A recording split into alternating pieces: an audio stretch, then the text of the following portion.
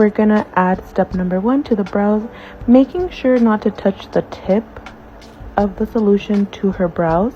I know that's something that a lot of you are concerned about, but I keep things super sanitary and super clean, and the tip of my bottles never touch my clients, so no need to be concerned, you guys.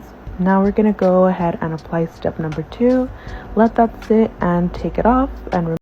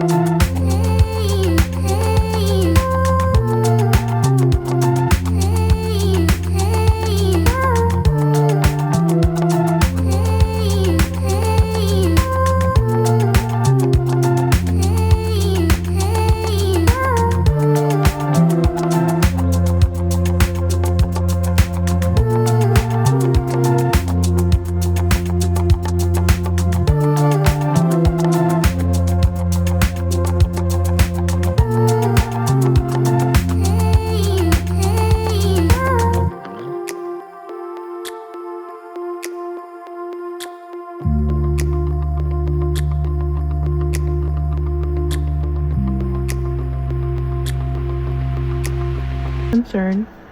And that's it. I will apply step 3 off camera. I hope you enjoyed this transformation.